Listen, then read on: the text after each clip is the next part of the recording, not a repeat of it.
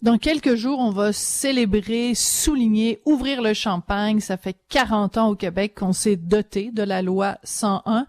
Mais est-ce que on a vraiment des raisons de fêter? Est-ce que la loi 101 est toujours aussi forte qu'elle était? Est-ce que les Québécois parlent si bien français que ça? Est-ce que le Québec est si rapide à défendre la qualité du français? Est-ce qu'on francise suffisamment les immigrants? Bref, toutes sortes de questions qu'on se pose. Et justement, il y a une table de concertation partenaire pour un Québec français qui a décidé de lancer une campagne sous le thème La loi 101, 40 ans de fierté, toujours à la mode depuis 1977. On en parle avec Éric Bouchard de ce fameux partenariat. Bonjour, Monsieur Bouchard. Bonjour, bonjour.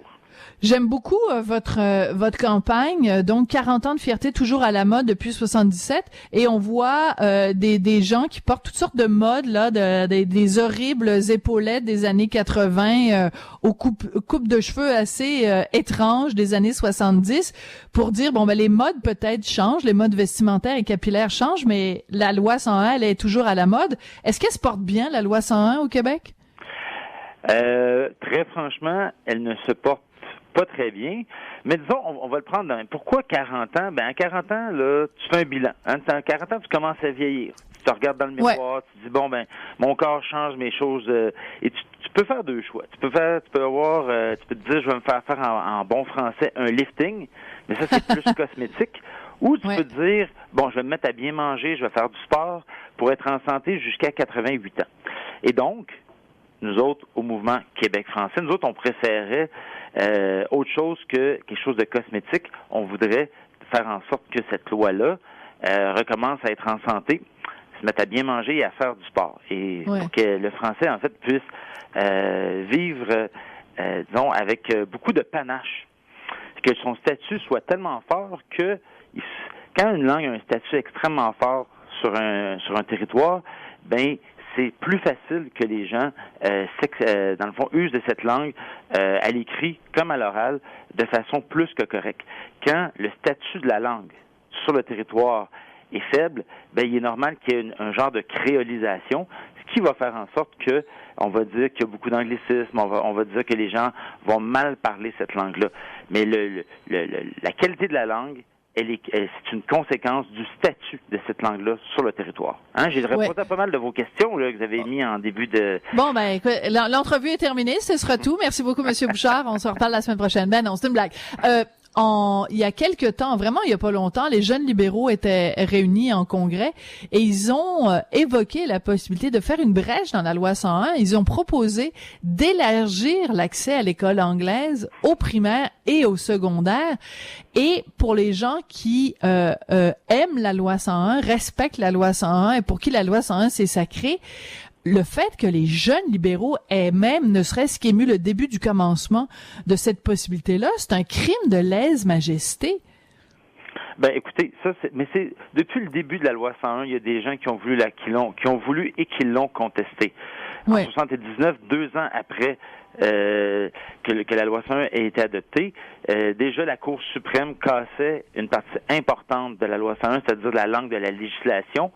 C'est-à-dire que tout devait se passer en français à la cour, tout devait se passer en français dans les jugements de cour à l'écrit, et ça aurait donné tout un pouvoir, puis ça a donné tout un statut à la langue française. Et donc, 2 ans après, on a déjà enlevé tout un pan entier de la loi 101. Et donc, de voir les jeunes libéraux faire ça, pour nous, au Mouvement Québec français, ce n'est pas surprenant. Ce qui est, dans le fond, ce qui peut nous attrister, c'est le fait que actuellement, il y a comme un flottement. On dirait que les gens étudient, ils se disent, c'est-tu vraiment important? Doit-on améliorer la loi 101 ou pas? Là, les gens savent qu'il y a une anglicisation. Ça, on n'a plus besoin de faire le combat de ça. Là, maintenant, c'est qu'est-ce qu'on fait? Est-ce qu'on a le goût de le faire? C'est ça, ici, collectivement, les Québécois voulaient que les choses avancent, ben des propositions comme ça des libéraux n'apeureraient pas personne. Parce qu'on dirait, et on va être suffisamment nombreux à pousser du côté pour une législation forte pour que le statut de la langue soit fort. Ce qui est inquiétant, c'est que là, actuellement, des propositions de même pourraient passer si le premier ministre disait, oui, ça nous tente, puis on va l'étudier, Exactement. Mais justement, ben écoute, il est quand même bon, c'est pas passé, donc ça a pas, mais ça a été évoqué. Le simple fait d'être évoqué déjà, Monsieur Laurent a dû se en tout cas, en faire de l'urticaire, disons.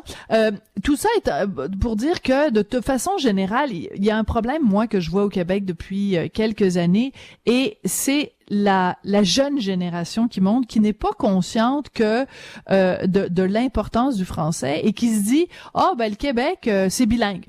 Montréal c'est bilingue, le Québec c'est bilingue, puis toi t'es ma best, puis de toute façon l'anglais c'est la langue internationale, fait que pourquoi on n'utiliserait pas un mot en français, un mot en anglais? La jeune génération qui monte, là, quand t'as 25 ans aujourd'hui au Québec, t'en fais pas une préoccupation, tu ne comprends pas pourquoi les gens avant toi se sont battus pour faire respecter le français au Québec. Est-ce qu'il est pas là le problème? En partie, mais si les jeunes de 25 ans ne le font plus, ça se peut que la génération qui a 44 ans, mettons moi j'ai 44 ans, le flambeau n'a pas nécessairement été passé aux plus jeunes pour expliquer ce qui se passait. Hein? Oui. Nous, moi, ce que je peux dire, mon père, s'il vivait encore, aurait 74 ans. Ben moi, je pouvais être sûr que j'ai entendu parler de la loi 101 tellement comme quelque chose d'émancipateur, quelque chose qui allait nous permettre d'être droits, grands, fiers et debout, que moi, rendu à l'âge de 16 ans, lorsque je travaillais dans un McDonald's à Ville d'Anjou, lorsque on a commencé à vouloir bilinguiser les menus au McDonald's, donc McDonald's, où est-ce que ça se passait en anglais, avec la loi 101, ça s'est mis à se passer tout en français, puis là, il y a quelqu'un qui a voulu juste bilinguiser les menus, et moi, je me suis levé debout, puis j'ai dit, là, ça va faire. Et ce qui est arrivé, à place de me faire réprimander par le patron, j'ai eu une promotion parce que je m'étais tenu droit, grand, fier, debout. Mais c'est sûr que je n'avais entendu parler beaucoup par mes parents. Donc, de mettre sur la faute, de dire que les jeunes, ils ont comme abandonné, c'est sûr qu'ils se sont fait parler depuis 25 ans des questions environnementales. C'est des questions extrêmement importantes. Puis, nous, on pensait qu'on avait gagné la bataille, les gens de notre génération, ceux qui ont dans la quarantaine, cinquantaine, et donc, on est passé à autre chose. Donc, on n'a pas transmis le flambeau. Mais je crois que ça revient tranquillement, mais on n'avancera pas avec des en français. Puis c'est pas pour dire en français, on va avancer en ayant une pédagogie intelligente du dossier. Et nous, au Mouvement Québec français, on a fait une série de 10 capsules vidéo où on explique comment fonctionne l'écosystème linguistique. Et quand les gens comprennent, ils disent « Ah oui! Donc, il faudrait améliorer ça, et ça. » Et ça fera en sorte que le statut de la langue serait beaucoup plus élevé dans la société. Puis ça ne nous empêcherait pas de parler 4 langues, puis d'aller partout sur la planète, parce que le fait de parler 4 langues, ou 3 langues, ou 2 langues, ça n'a aucun lien sur la langue, avec la langue que tu utilises sur le territoire. Moi, je parle 4 langues. Je parle français, anglais, espagnol, catalan, puis au Québec, je ne parle qu'en français dans l'espace public. Oui. Et moi c'est ça, moi j'en parle 4 et demi là, parce que moi c'est français, anglais, italien, espagnol et des notions de japonais. Et ça m'arrive souvent de me pogner, excusez-moi l'expression, avec des gens qui quand j'arrive dans un commerce et que j'arrive pas à me faire servir en français et que je dis ça se passe en français au Québec, puis que la personne me répond moi I speak Greek, I speak toutes sortes de langues, puis je dis moi j'en parle 4 et demi. Puis, ça change quoi? Au Québec, c'est en français. Pourquoi il y a encore tant de commerces au Québec où on se fait accueillir par un bonjour, hi? En Espagne, est-ce qu'on accueille les gens en disant hola, hi? On dit hola, buenos dias, ¿cómo está? Pourquoi au Québec, il y a encore tant de commerces qui se pensent obligés de nous accueillir en français et en anglais? Il y a 2 choses. Les propriétaires de commerce, ça, c'est une chose. Ça, moi, je me suis fait dire, je suis allé au restaurant, mais à la boutique, à la poissonnerie La Mer à Montréal, juste en dessous du pont Jacques-Cartier. Pour les Montréalais, c'est ultra connu. Et je me suis fait accueillir avec un bonjour aïe par quelqu'un qui venait d'un des pays du Maghreb, dont, visiblement, ne savait pas parler anglais. Puis je dis, pourquoi tu me parles en anglais? Oui, mais c'est la directive de ma patronne. Je suis allé voir la patronne. Puis je lui ai dit, mais pourquoi vous faites ça? Et elle m'a répondu candidement, oui, mais c'est le nouveau trend. et c'est une question de mode. J'ai dit, mais est-ce que vous aviez moins de clients anglophones puis moins de clients lorsque vous disiez juste bonjour? Et là, elle s'est mis à se poser la question, puis elle a dit, non. J'ai dit, vous en avez autant, mais vous risquez de me perdre. Oui, c'est ça. Et 1 mois après, je suis retourné, et cette même employée-là m'a reconnu, et elle m'a fait, ben, elle m'a pas reconnu, mais elle est allée avec un bonjour, et là, j'ai fait, OK, ils ont ajouté. Compris. Là, on parle des commerçants. Mais ce qui fait en sorte que le français n'a pas nécessairement le statut voulu, que les gens ne se battent pas, c'est sûr que, et là, je parle aux gens de Québec, c'est sûr que au Cégep de Sainte-Foy, si le directeur général du Cégep décide de bilinguiser l'offre de cours, parce qu'il y a une demande de cours en anglais, puis parce qu'il se dit, ouais, mais je vais perdre des effectifs parce que les gens vont aller au Cégep en anglais plutôt que d'aller au Cégep en français, bien, le directeur, lui, il se dit, j'ai une clientèle, il voit ça comme une clientèle. C'est qu'il dit, ma clientèle va quitter, donc je vais offrir quelque chose à mes clientèles. Dans les années 70, c'était le même problème par rapport aux écoles primaires et secondaires. Il y avait beaucoup de gens qui allaient à l'école en anglais. Puis les directeurs d'école, à la place de dire on va bilinguiser nos écoles françaises, ils ont fait des pressions pour qu'on ait la loi 101. Et donc, ça a obligé tout le monde d'aller dans les écoles en français, ce qui nous a pas empêché d'apprendre l'anglais, parce que Camille Lorrain, dans la politique linguistique qui est jointe à la loi 101, disait il va falloir que les Québécois apprennent l'anglais. Ils voyaient la mondialisation arriver, Camille Lorrain. Bien sûr. Sur le territoire québécois, tout le monde va aller à l'école en français, mais on va avoir des cours en français. Donc, vous n'avez pas encore dans la quarantaine. Mais moi, j'ai 51 ans. Vous n'avez pas encore dans la quarantaine, mais moi... J'ai 51 ans. Ah, ben là, vous ne les faites pas. Vous êtes bien gentil. Eh bien, moi, on était donc dans les premières générations où, en quatrième, cinquième, sixième année, puis après ça, le reste du secondaire, où on apprenait l'anglais. Mais c'était lié au fait de l'obligation d'aller à l'école en français. Donc, on est beaucoup plus bilingue que nos parents, beaucoup plus bilingue que nos grands-parents, et nos enfants sont plus rendus bilingues, sont rendus polyglottes. Donc, la loi 101, le fait d'aller à l'école, d'obliger les gens à aller à l'école en français, ça n'empêche pas d'apprendre plusieurs langues. Et donc, je reviens sur l'attitude du directeur général du Cégep de Sainte-Foy, mais c'est la même chose au Cégep Bois de Boulogne à Montréal, c'est de démissionner sur la question du français. Et si toutes les élites démissionnent, ben on peut pas. Les jeunes vont suivre seulement ce que les élites font. Nous, on a suivi l'exemple de nos prédécesseurs qui se battaient pour le français. C'était nos modèles. Maintenant, nous sommes en position d'être des modèles. D'être des modèles. Et si nous ne le sommes pas, ben on peut pas reprocher aux jeunes de pas suivre nos traces. Oui, alors vous nous avez parlé tout à l'heure des capsules que vous avez préparées. Pendant que vous me parliez, mon collègue Gab Marino est allé retrouver une de ces capsules. Celle qu'on va entendre, c'est « Nous montons, going up ». On écoute ça, un petit extrait de 30 secondes. Éric Bouchard, directeur général et porte-parole du mouvement Québec français. Bienvenue à cette deuxième capsule intitulée « Nous montons, going up ».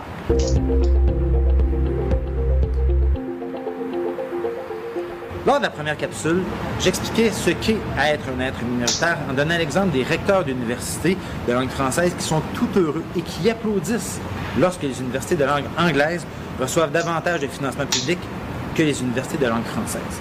Dans le fond, on parlait du déséquilibre de financement entre les réseaux anglais et français. Aujourd'hui, la capsule porte sur la pratique du bilinguisme institutionnel à l'intérieur des institutions de langue française. Au Canada anglais, les francophones hors Québec, les minoritaires, prônent et défendent le bilinguisme institutionnel. Pourquoi? Parce qu'il n'y a tellement pas d'institutions de langue française pour leur donner des services que s'ils peuvent avoir un petit peu de services en français dans les institutions de langue anglaise. Est-ce que vous pensez que c'est comme ça qu'on va pouvoir rejoindre les jeunes? Est-ce que c'est assez convaincant pour eux? Ah, mais ça, cette capsule-là, ça faisait pas partie, ça fait partie d'une ancienne série. D'accord. Il y en a une nouvelle série c'est 10 épisodes sur l'écosystème, mais ça, c'est on n'est pas dans le fait de dire on va aller chercher des jeunes par quelque chose qui est très, très, très, disons, léger. Et c'est sûr que là, j'explique une problématique, puis c'est sûr que souvent ça va être à des initiés, mais l'idée c'est d'aller expliquer c'est quoi le bilinguisme institutionnel d'abord aux élites, puis après ça d'abord à des gens qui ont à cœur ce dossier-là, puis par la suite, par effet d'entraînement, bien là, ça se fait qu'un enseignant dise à des jeunes, écoutez, on va regarder cette capsule-là, qu'est-ce que vous en pensez, puis on part le débat. Et donc là, l'idée, c'est d'amener cette question-là dans l'espace public comme débat. Et quand les gens débattent, puis à un moment donné, c'est ça qui s'est passé avec l'environnement. Avec l'environnement, on a commencé à nous parler de gaz à effet de serre. Quelque chose, il y a tout quoi de plus endormant que de se faire parler du gaz à effet de serre. Tout à fait. Mais ils ont persisté, les écologistes, comme nous, on persiste. Et aujourd'hui, on comprend c'est quoi un gaz à effet de serre, puis on pense-tu gaz à effet de serre, on se dit, je chauffe au bois, c'est clair que j'ai une incidence sur la planète. Je fais 8 voyages en avion par année, c'est clair. Je comprends. Le parallèle, c'est qu'à un moment donné, à force de conscientiser, on va arriver à vraiment sensibiliser les gens. Il paraît que le 5 septembre, vous allez avoir une rencontre avec le ministre Luc Fortin. C'est lui, ministre de la Culture, qui est aussi responsable du dossier linguistique. Qu'est-ce que vous allez lui dire au ministre Fortin et à quoi vous vous attendez de sa part? On va attendre qu'il nous fasse pas des propositions, mais qu'il va nous dire ce qu'il compte faire. Parce qu'on a rencontré, il y a 1 an et demi, Hélène David, qui était la titulaire du poste. Par la suite, elle a quitté pour un autre ministère. Elle a été remplacée par M. Fortin. Et pendant 1 an et demi, on a fait plusieurs rencontres avec le cabinet. Et on a exigé plusieurs choses. Et là, ils étaient à l'écoute. Puis ils nous ont dit, on va voir ce qu'on peut faire. Et là, le ministre va nous dire ce qu'il peut faire réellement et ce qu'il compte faire. Et donc, ce qu'on demandait, nous, première des choses, c'est l'arrêt du bilinguisme institutionnel, qui est fort différent du bilinguisme individuel. Qu'est-ce que vous appelez le bilinguisme institutionnel? Ça veut dire que les institutions publiques, donc les institutions qui ont été érigées pour nous donner des services à main de nos impôts, fonctionnent en bilingue. Ça, on est contre ça. Exemple, vous appelez aujourd'hui partout, même dans une université de langue française, la première chose qu'on vous dit, c'est « For English Instruction, press 9 ». Ça veut dire quoi en bon français à tous ceux qui arrivent d'ailleurs au Québec? Ça veut dire « There is no need to learn French ». Ça veut dire qu'on va tout faire pour vous servir en anglais. Vous accommoder. Et ça donne quoi? Oui, mais en même temps, ce n'est pas seulement un message pour les gens qui viennent ici, mais c'est pour respecter aussi les droits de la minorité anglophone. S'il y a un anglophone... Le droit de la minorité anglophone dans la Charte de la langue française était dans l'article 29.1. Ça disait quoi? Ça disait toutes les institutions de langue anglaise, de la maternelle jusqu'à l'université, tous les hôpitaux, là, ça va pouvoir...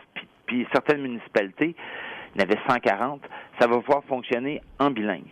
Pour toutes les autres institutions publiques, exemple, un hôpital à Chicoutimi n'est pas supposé de te servir en bilingue. Un hôpital à Chicoutimi, ça devrait fonctionner en français. Et à ce que je sache, on n'a jamais entendu dire que l'hôpital de Chicoutimi, en 1977, lorsque la loi 101 a été promulguée, qu'il y a eu 200 morts cet été-là parce que les médecins n'étaient pas capables de communiquer avec les unilingues anglophones. Ça n'a jamais arrivé que, donc, la notion de service de la communauté anglophone, ça, c'était prévu dans la loi dans des institutions que les anglophones avaient déjà. Mais pour tout le reste, ça devait se passer en français.